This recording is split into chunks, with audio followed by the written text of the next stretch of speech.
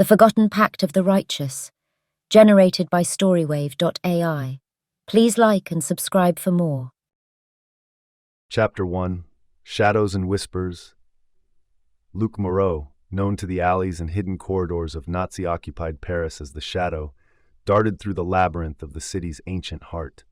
His breaths were sharp in the chill night air, his boots silent against the cobbled stones.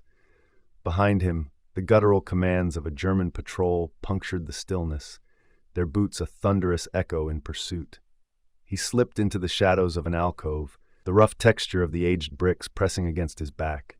Luc's brown eyes, always alert and probing, scanned the narrow street as his pursuers hastened past, oblivious for the moment to his refuge. He waited, his whispery voice silent as the grave, his lean frame coiled and ready. The moon, a traitorous spotlight, peeked through the clouds, casting a silver glow on the deserted boulevard. Luck counted the seconds, the stubble on his jaw a testimony to days of ceaseless vigilance. The scar on his cheek, a relic of battles past, seemed to itch with anticipation. Once the patrol's footsteps faded, Luc emerged, a specter in the Parisian night. He navigated the warren of streets with practiced ease, heading towards his objective. Tonight, he was Paris's silent avenger, her whispered hope against the oppressive regime that had ensnared her. He arrived at a nondescript door, its paint peeling from years of neglect. A soft knock, a pause, and another, a pattern known only to few. The door creaked open, revealing a petite figure, her blonde hair a halo in the dim light of the entryway. Sophie, Luc greeted with a nod. Her blue eyes met his, a storm of fear and resolve brewing within their depths. "They are coming," she whispered, her voice soothing despite the gravity of her words. "The Gestapo. For the Duval family. We move now," Luc decided, his voice low. Time was the enemy they both knew too well. Together, they ascended the rickety stairs, the old building groaning under their swift passage. On the third floor, they halted before a door, its surface marred by years of use. Luc turned the handle, and they slipped inside. The Duvals, a family of four, huddled together, their faces etched with fear. Luc's presence, a balm to their terror, ignited a flicker of hope in their eyes. "We must leave at once," he instructed, his tone brooking no argument.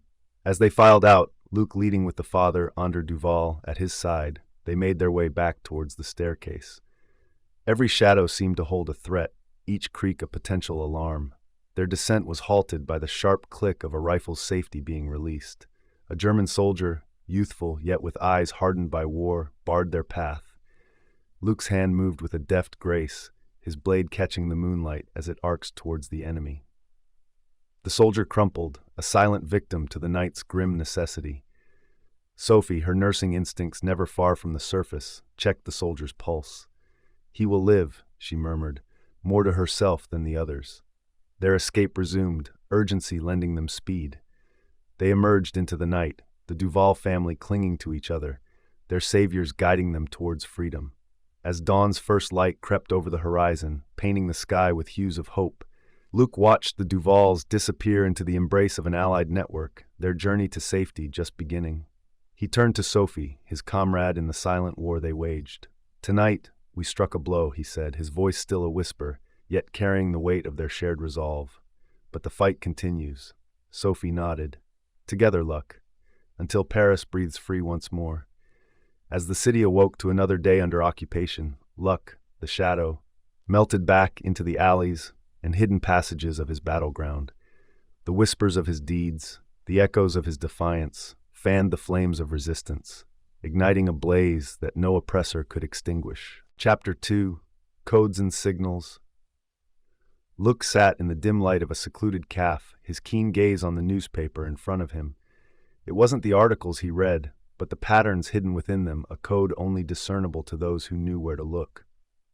The Shadow was well versed in this language of deception, a puzzle woven into the mundane. The cafe was nondescript, the sort that locals frequented and outsiders overlooked, nestled in an alley where the walls whispered of resistance. The patrons spoke in hushed tones, their conversations a mixture of gossip, fear, and subtle defiance. Sophie slid into the seat across from him, her presence a quiet comfort.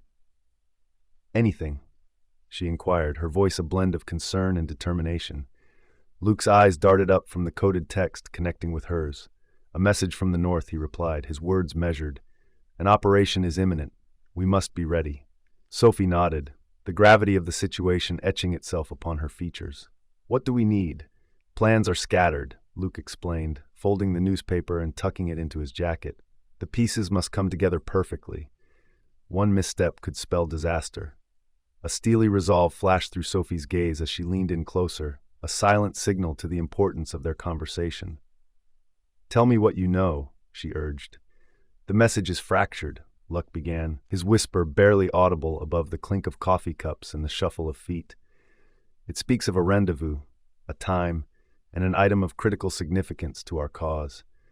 Sophie's hand reached out, brushing over his, a silent show of solidarity. Then we piece it together. We've done so before, she stated, a soft yet fierce whisper of confidence. Their meeting was brief, the exchange of words succinct yet laden with meaning.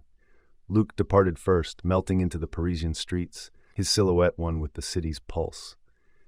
Sophie lingered, finishing her coffee, the mundane act a cover for the turbulent planning racing through her mind. That evening, Luke traversed the rooftops of Paris, the city's skyline a jagged silhouette against the twilight. He dropped down into a secluded courtyard with feline grace, his every movement a testament to the necessity of stealth. Awaiting him was a contact, a wiry man with eyes that missed nothing. The item, the man said, handing Luke a small, unassuming package wrapped in brown paper. Luck tucked the package into his coat, a nod his only response before he disappeared once again into the night. Hours later, back in the sanctuary of a hidden safe house, Luck and Sophie sat amidst a nest of papers, maps, and scribbled notes. The package lay between them, the key to deciphering the fractured message. Inside was a small mechanical device, intricate in design, its gears and levers an enigma to the untrained eye. Luke's fingers danced over it, coaxing secrets from its metallic heart. The operation, he murmured, is a strike at the enemy's communication lines. We disrupt, we confuse, we invite chaos. Sophie watched him work, her mind racing with the implications. And the rendezvous? Tomorrow night, Luke confirmed, his expression hardening with the weight of what was to come. At the old telegraph station, we sever the serpent's tongue. Their preparation was meticulous, their resolve unshakable. The night air was crisp as they set out, shadows amongst shadows, their mission clear. The battle of good versus evil played out in the quiet subterfuge of their actions, a war fought not with the roar of guns, but with codes and signals, whispers and courage. In the silent dance of espionage, Luke and Sophie moved as one, their bond forged in the fires of resistance. They were the hidden warriors of Paris, their pact with the righteous, a beacon of hope in the encroaching darkness. Chapter 3. The Saboteur's Path. Luke hunched over the clandestine map spread across a battered table in the dimly lit basement that served as their current base of operations. Sophie leaned beside him, her fingers tracing the routes that crisscrossed the paper like veins. The supply line runs through here. Luck pointed at a narrow pass, marked by a series of intersecting lines. Tonight, it ends. Sophie's gaze met his, a silent question in the depths of her eyes. And after? She asked, her tone steady. The Germans won't take kindly to this. They'll retaliate, Luke admitted, his voice a mere breath in the cool cellar air. Which is why we must be swift and silent. We strike and then vanish. The hushed sounds of Paris above were a distant murmur as they planned. The operation was risky, the consequences severe, but the need for action was undeniable. Later that night, under the cloak of darkness, Luke moved through the shadows like a specter. The German supply depot loomed ahead, a fortress of war sustenance. Barbed wire and sentry posts stood as silent sentinels, their presence a challenge to any who dared approach. With Sophie as his second, they navigated the perimeter, her petite form an asset in the tight confines they were forced to traverse. Each movement was calculated, each step a deliberate placement in the deadly dance they performed. They reached the depot's wall, and Luke retrieved a small bundle of explosives from his pack. His hands, trained in the art of destruction, worked quickly to affix the charges at strategic points. A distant clock tower struck midnight, its chimes a solemn soundtrack to their task. The explosives were set, the timers a silent countdown to disruption. They retreated, retracing their steps with the precision of practiced saboteurs. Safely away from the blast radius, Luke and Sophie waited, Moments later, the night ruptured with the roar of the explosion, a fiery declaration of their defiance. The depot was engulfed in flames, a beacon of their success. But there was no time to revel in the victory. Even as the fire's glow painted their faces with light and shadow, they knew their actions would not go unanswered. The following day, the streets of Paris were abuzz with the news. German soldiers, more numerous and vigilant than before, patrolled with a newfound fervor. Checkpoints multiplied, searches intensified, and the grip of the occupiers tightened. In a quiet corner of a crowded café, Luc and Sophie convened with other members of their cell. Amidst the low murmur of subdued conversations, a palpable tension hung in the air. "We've struck a significant blow," Luc informed the group, his voice barely audible above the clatter of dishes. "But we must be cautious. They've doubled their patrols." A murmur of assent rippled through the gathered resistance members, their faces etched with the resolve that had become their daily armor. "Ander," Luc continued, addressing a wiry man with keen eyes, "have you noticed any unusual activity?" "Indeed," Ander replied, his tone a mix of concern and suspicion. "Our movements seem anticipated, as if someone is tipping them off." Sophie's blue eyes narrowed, a silent alarm echoing in the space between her thoughts. "A mole," she suggested, the word hanging like a betrayal in the smoke-filled air. "It's possible," Luc conceded, his own suspicions a knot in his gut. "We must be vigilant. Trust no one outside this circle." The meeting disbanded, the resistance fighters melting back into the fabric of the city, their determination a shield against the oncoming storm. Luc and Sophie exchanged a look, an unspoken acknowledgement of the path they walked, a path fraught with peril, yet righteous in its pursuit. As the battle lines of good and evil were drawn tighter around them, hints of treachery within their ranks added a new edge to the already dangerous game. Luck, the saboteur, the shadow in the night, knew that their struggle was far from over. The stakes had been raised, and in the fight for freedom, even the smallest crack could bring the mightiest of efforts crashing down. Chapter 4. Beneath the City of Lights. In the underbelly of Paris, where the bones of the past lay entombed in silence, Luc and his team delved into the catacombs. The air was thick with the scent of earth and antiquity, the walls lined with the skeletal remains of centuries long gone. "Keep close," Luc instructed, his voice reverberating off the limestone. "The tunnels can be treacherous." Sophie, carrying a satchel of maps and tools, nodded. Her hair, once a bright blonde, was now dulled by the dust of their grim surroundings. "I've heard stories of these catacombs," she said, "but never could I have imagined." A sudden crash echoed through the tunnels, halting their advance. Ander, his wiry frame tense, peered into the darkness. "We're not alone," he said, a note of urgency in his voice. The sound of boots on stone grew louder, the unmistakable sign of a patrol.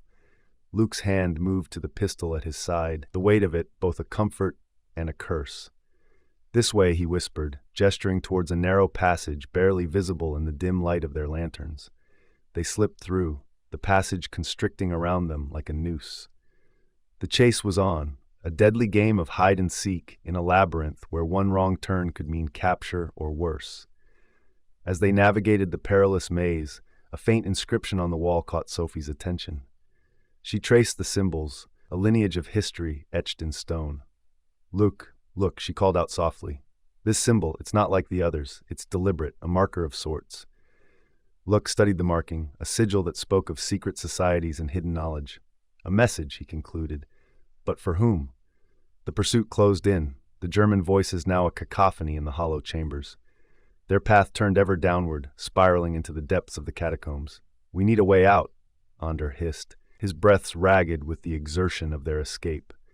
Luc's eyes scanned the darkness, searching for an answer. A faint draft whispered secrets, leading them to a concealed exit, a forgotten architect's gift to the desperate. They emerged into the chill night, the city above them sleeping unaware of the shadows that fought for her soul. The catacombs had served their purpose, a refuge and a passage, a remnant of history that protected its own. Back in the safety of a hidden room, the team gathered around a table strewn with the relics of their escape. The cryptic message, a puzzle demanding to be solved, lay at the heart of their discussion. "What does it mean?" Sophie pondered, her mind working to unravel the enigma. "It's a key," Luc replied, his thoughts racing with possibilities. to a door, a vault, or knowledge itself. We must decipher it. Their mission had been a brush with peril, a dance with the specters of the city's ancient guardians. But the message promised more insight into the very struggle that consumed their lives. The battle of light against darkness raged on, and in the hidden corners of Paris, in the echoes of the catacombs, the resistance found new strength. Luke and his allies, custodians of hope, pressed forward, their cause righteous, their spirits unyielding. The city of lights, for all its brightness above, harbored secrets in its shadows. And for those who dared to look, to seek out the truths buried beneath, the rewards were boundless. The fight for liberation, etched in the very bones of Paris, continued with renewed fervor, the resistance moving as ghosts among the remnants of the past, their path illuminated by the fire of their conviction. Chapter 5. Whispers of a Traitor. The confines of the safe house were close, the walls seeming to lean in as Luke and Sophie faced the restrained figure of their comrade Mark. The man's eyes darted around the room, a sheen of sweat on his brow betraying his trepidation. You claim innocence, yet our plans fall apart like clockwork, precision betraying us at every turn, Luke said, his tone even, his eyes locked onto Mark's. I'm loyal to the cause. You have to believe me, Luke, Mark pleaded, his voice strained with desperation. Sophie's eyes, sharp and discerning, never wavered from Mark. Your alibis don't hold, your excuses are frail. We've traced leaks directly back to you. Luck leaned in closer, his presence unyielding. If not a traitor, then what? A pawn. Speak now and spare yourself further suspicion. Mark's resolve seemed to crumble under their scrutiny, his voice a hoarse whisper. All right, I've been passing information, but it's not what you think. They have my sister. I had no choice. A tense silence filled the room, the weight of betrayal hanging heavy in the air. Luke's mind raced with implications, considering the possibility of a deeper conspiracy at play. Sophie's voice cut through the quiet. Who are they, Mark? Who holds such sway? Mark's eyes, full of fear, shifted towards the door as if expecting it to burst open. I don't know their names. They're shadows, figures cloaked in the mysteries of an older world, keepers of the Pact. Luke's brow furrowed, the term Pact igniting a flicker of recognition. He shared a glance with Sophie, whose own past was beginning to cast a long shadow over the present. The Pact, Luck repeated, the word heavy on his tongue. Sophie, you've mentioned this before. What do you know? Sophie hesitated, a vulnerability crossing her features for a fleeting moment. My family, she began. They were part of an ancient society, keepers of secrets and defenders against darkness. The Pact, it was meant to be a promise of protection. Mark interjected, they believe Luke is the key. They say he's descended from one of their own, a pivotal figure bound by blood to fulfill an ancient vow. Luck's mind reeled. The pieces of a puzzle he hadn't known were missing, starting to slip into place. The war, the resistance, his role as the shadow, it was all intertwined with a past shrouded in secrecy. Sophie reached out, her hand resting on Luke's arm, a gesture of solidarity. We need to unravel this mystery, Luck. For the resistance, for your heritage, for the truth. Luck nodded, his determination solidifying. We will. But first we address this immediate peril. Mark, you will lead us to your contacts. We'll end this threat from within.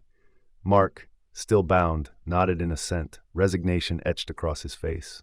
I'll do what I can to make this right. The pursuit of truth was a path fraught with peril, but Luke and Sophie, bound by a common cause and an emerging tapestry of history, moved forward. The shadows that had once been their ally now held a different shade, one that promised enlightenment and perhaps the key to victory. As they prepared to delve deeper into the enigma of the Pact and the specter of betrayal, the resistance found itself at a precipice. The battle of good versus evil was no longer just a clash of armies, but a war for the very soul of their cause. In the whispers of a traitor lay the echoes of a legacy that would either save or doom them all. Chapter 6. No darker night. The musty air of the cramped cell was suffocating, a stark contrast to the freedom Luke and his comrades once navigated through the streets of Paris. The iron bars of their prison stood cold and indifferent to the plight of the captives they held. Sophie, Luke, and Ander sat on the coarse stone floor, their backs against the wall. We didn't see it coming, Ander muttered, a tremor in his voice reflecting the chill of their grim reality. They were waiting for us, as if... Sophie cut him off, her voice steady as if they knew. It's no coincidence. It's been orchestrated.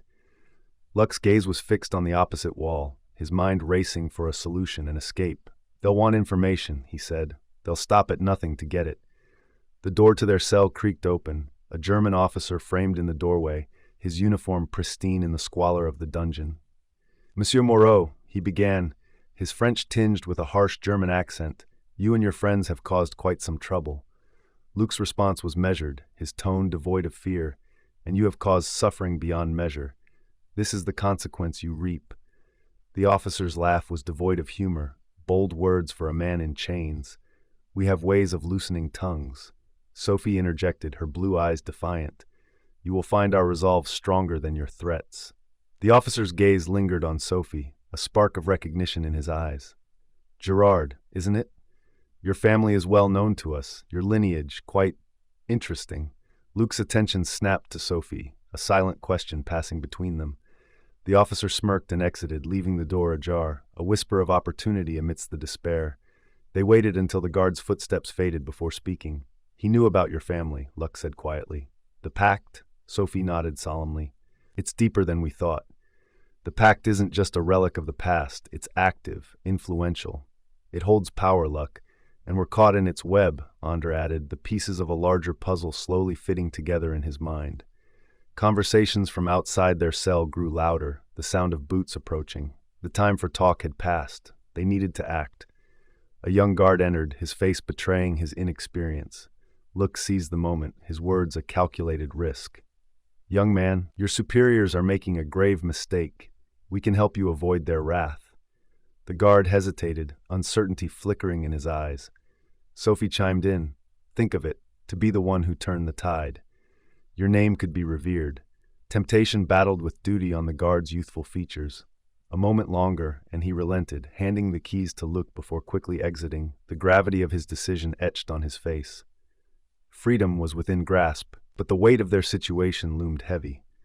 They moved quickly, silently, retracing their steps back through the labyrinth of the prison.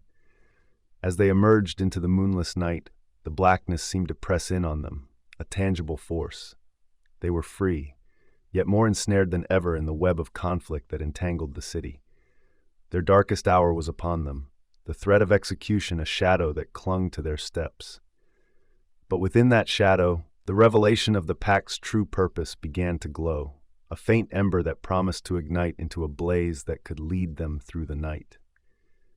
In this battle of good versus evil, the night had never been darker, nor the need for light more desperate.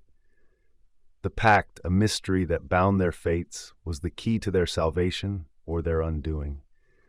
With their lives hanging in the balance, the resistance found themselves at the precipice of revelation. The cost of their struggle, never more apparent. Chapter 7. The Eve of Rebellion. Luke and Sophie stood in the shadowed embrace of an alleyway, the old cobblestone beneath them whispering tales of revolutions past. The air was charged with anticipation, a palpable energy that coursed through the veins of Paris. We have one night, Luke said, his eyes scanning a crudely drawn map of the city. By dawn, the city must be an impenetrable fortress of will and resistance. Sophie nodded, her hand gripping a stack of leaflets, each one a call to arms for the citizens who had cowered for too long under the oppressive heel of the occupier. The people are ready, she assured, her words a reflection of the pulse she felt from the heart of Paris. Then let's move.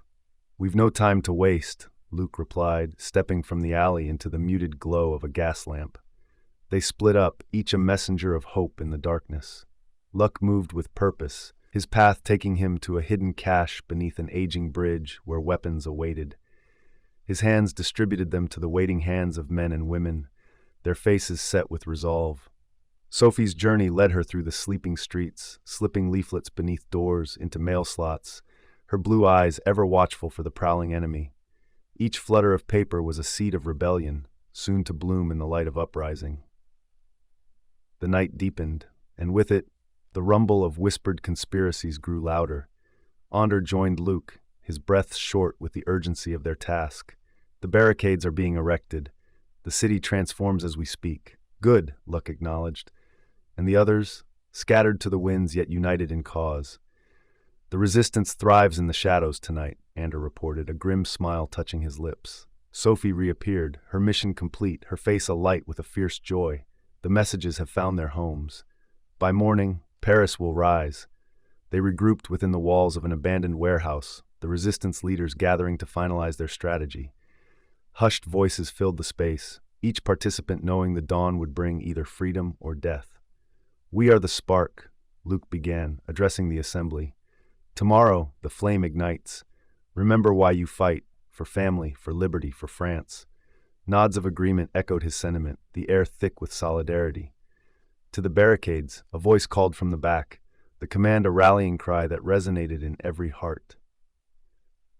As the first light of dawn crept across the skyline, painting the city in hues of rebellion, Paris awoke to a new reality. Barricades lined the streets, the populace armed, the air filled with the electricity of imminent conflict. Luke took his place among his fellow Parisians, Sophie at his side. Together they awaited the signal, the moment when the city would erupt into its destined revolt. The silence of anticipation hung heavy until at last the cry rose from 1,000 throats. Libert, Galit, Fraternit. The battle of good versus evil had taken to the streets, the clash of ideals manifest in the clash of arms. The resistance, once a whisper in the night, now roared with the voices of the righteous, the forgotten pact fueling their courage as they stood united in the face of tyranny. On the eve of rebellion, Paris was a tinderbox of fervor and hope, and as the day broke, so too did the chains of subjugation. The resistance, under Luke's discreet guidance, had consolidated its forces, the city's heartbeat now a drumbeat of insurrection. Chapter 8. Liberté, Égalité, Fraternité. The cobblestones of Rue de Rivoli were slick with the morning's mist as Luke led his band of resistance fighters toward the heart of the uprising. The sound of gunfire and shouts echoed through the air, a cacophonous symphony of defiance and desperation. Paris was awake, its soul on fire with the yearning for freedom. "We push forward," Luc bellowed, his voice cutting through the clamor. "To the Hôtel de Ville." Next to him, Sophie clutched her weapon, her eyes resolute. "The garrison won't expect a direct assault," she called out, her voice steady despite the chaos. "Right," Ander affirmed, reloading his rifle with practiced hands. "They think us cornered rats, not lions." The German forces were entrenched, their machine guns chattering death from behind makeshift barricades. Luke and his fighters dove for cover behind a tumble-down wall of sandbags, the air electric with flying metal. "This is it!" Luke shouted to his companions. "For every brother, sister, and innocent soul we've lost." Sophie peeked over the barricade, sighting down the barrel of her gun. "For freedom," she exclaimed, squeezing off rounds with precision. The resistance moved like water, filling in the spaces where the enemy's attention faltered, pouring through every opening in relentless tides. The Germans fought with a mechanical ferocity, but Paris fought with the passion of its people. Amidst the fury, Luke sensed a shift, an unseen force at play. The sigil of the Pact, pressed into the flesh over his heart, began to thrum with a rhythm that pulsed through his veins. Sophie noticed the change, observing a sudden hesitation in their adversaries. "Look, what's happening?" Luke could barely comprehend it himself. The air seemed to shimmer, the very stones of Paris vibrating with an ancient energy. "The Pact," he whispered, awestruck. Ander, a skeptic of anything beyond the tangible, could not deny the evidence of his senses. "By all that's holy," the German soldiers faltered, their movements sluggish as if resisting an invisible mire. The resistance surged, emboldened by the inexplicable turn. Luke advanced, the sigil now a beacon, its power a clarion call to the hearts of the oppressed. "Stand with me, fight with me," he cried out. Parisians emerged from every street and alley, an army of the righteous, their voices raised in the battle cry of the nation, "Libert, Galit, Fraternit." The German garrison, once an implacable force, crumbled beneath the onslaught, their lines breaking, their wills bending under the relentless spirit of the resistance. Sophie, her eyes wide with wonder, fought alongside Luke, her aim true, her resolve unyielding. "The Pact works in our favor," she declared, her voice ringing clear. As the sun climbed higher, its rays like the fingers of victory, the sounds of battle began to ebb.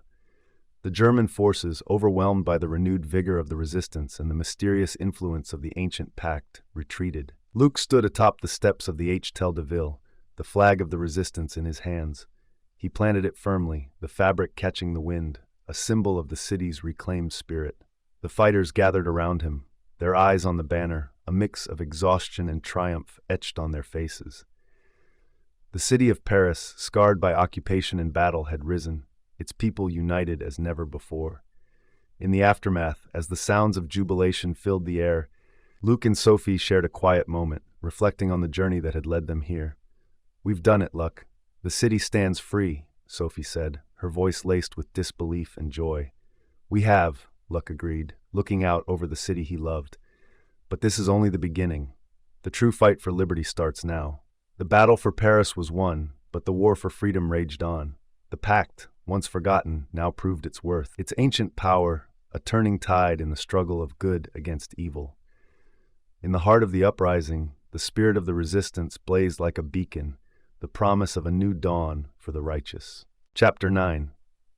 The Dawn of Peace. The cobblestone streets of Paris, still scarred from the conflict, now echoed with the sounds of jubilation. The air was perfumed with the scent of fresh liberation, an intoxicating blend of gunpowder and blooming chestnut trees. Amidst the throngs of celebrating Parisians, Luke moved like a shadow, his presence unnoticed by the revelers. Sophie found him leaning against the cool, worn stone of the Pont Neuf, gazing out over the Seine. She approached softly, her steps barely audible above the chorus of freedom songs. "It's over," she said, her voice a soothing balm in the crisp morning air. Luke's gaze remained fixed on the water's gentle flow. For the city, yes, but for me the past still clings like a second skin. Sophie leaned on the balustrade beside him. "You've done more than anyone could have asked. Paris owes you its life." A faint smile touched Luke's lips, then vanished as quickly as it had come. "And yet the cost weighs heavily on me." Sophie placed a hand on his shoulder, her touch light. "You carry the burden so others won't have to. It's the mark of true leadership, Luck." He turned to meet her eyes, the depth of his own reflecting years of struggle. "I found out the truth about the Pact," he confided, his voice barely a whisper. "It's not just a relic, it's a bloodline, a destiny, my destiny." Sophie nodded, her intuition having already led her to suspect as much. "And now that destiny has been fulfilled." Luke's eyes returned to the river, at great cost. The sound of footsteps approached, and Ander joined them, his face marked with the exhaustion of battle, but alight with the dawn of a new era. "The city's heart beats strong again, my friends. We have you to thank for that," Ander said, clasping Luke's arm in a brotherly grip. Luke shook his head slightly. "No, it was the city that rose. I merely reminded her of her strength." Sophie smiled, a look of pride and admiration in her gaze. "And now?" "Now," Luke began, "we rebuild, we heal. The legacy of the Pact lives on, not just in me, but in all who stand for justice." The gentle morning sun crested over the rooftops, bathing the city in a warm glow. Paris, resilient and proud, began the slow process of mending her wounds, her people united in a newfound brotherhood. Luck, Sophie, and Ander stood together on the bridge, a silent sentinel over the city of lights. The battle of good against evil had turned a page, and in the quiet aftermath, the true victory lay in the peace that followed the storm. As the celebrations continued into the day, Luke found solace not in the fanfare, but in the quiet corners where old men played chess and children danced around the maypoles. The legacy of the Pact, once shrouded in shadow, now illuminated the path forward, a guide for a man who had become a legend and a city that had reclaimed its soul. Thank you for listening. Subscribe now and visit our website, StoryWave.ai, to start creating your own generative audiobooks today. StoryWave is the only true on-demand entertainment portal.